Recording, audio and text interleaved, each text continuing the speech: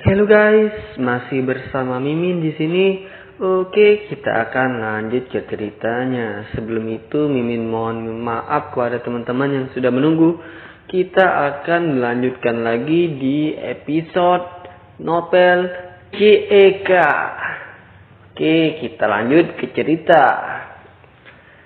Ketika mendengar bahwa ia akan diangkat menjadi sopir pribadi di perusahaan Gagah, Deno pun langsung dengan refleks sujud syukur. Karena pada dasarnya ia hanyalah seorang sopir taksi yang kita tahu sendiri. Hasil kerjanya hanya ditentukan dengan beberapa penumpang yang didapatnya. Tanpa permisi, air mata Deno pun lagi-lagi keluar. Karena baru pertama kali ini dia menemukan orang sebaik Gagah. Karena dirinya tidak pernah menyangka akan jadi seperti ini. Deno ketika mengantarkan Ibu Nina ke rumah sakit, pikirannya hanya tertuju dengan tanggung jawab.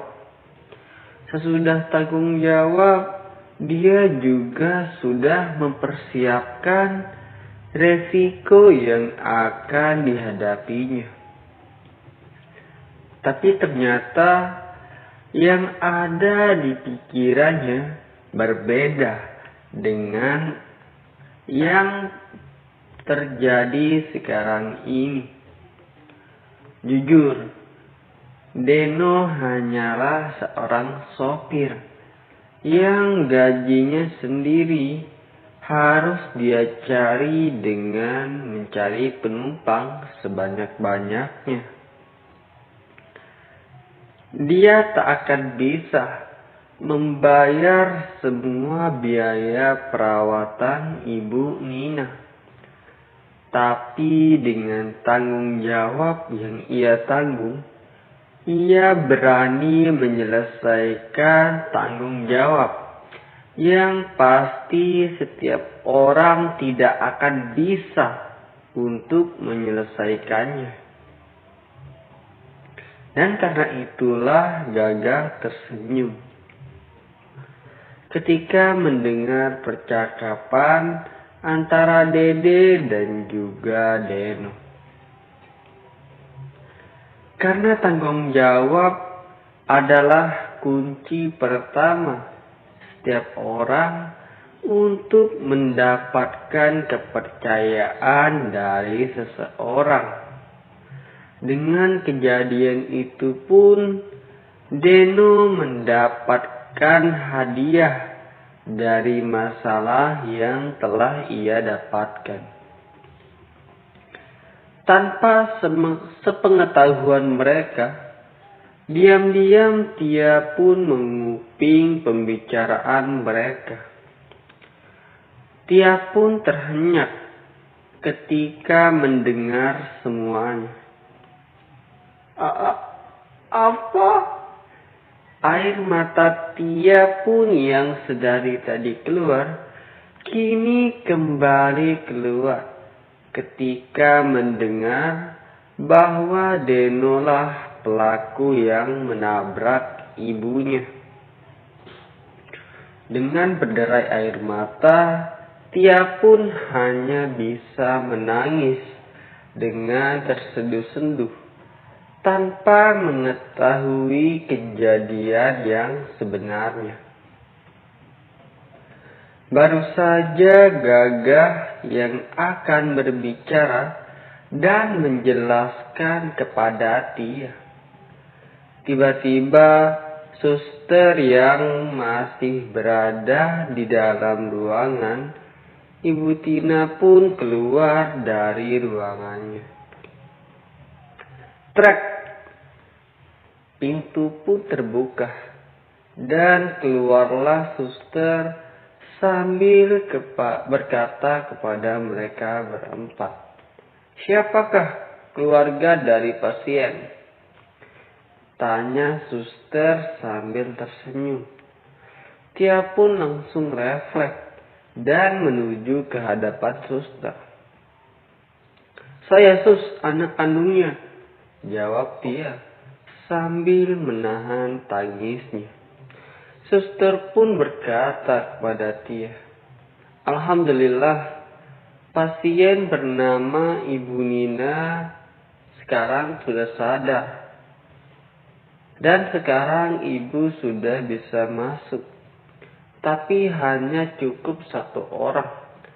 Karena pada saat ini kondisi Ibu Nina pun harus kita jaga," ucap suster sambil izin pamit kepada Tia beserta mereka yang ada di sana.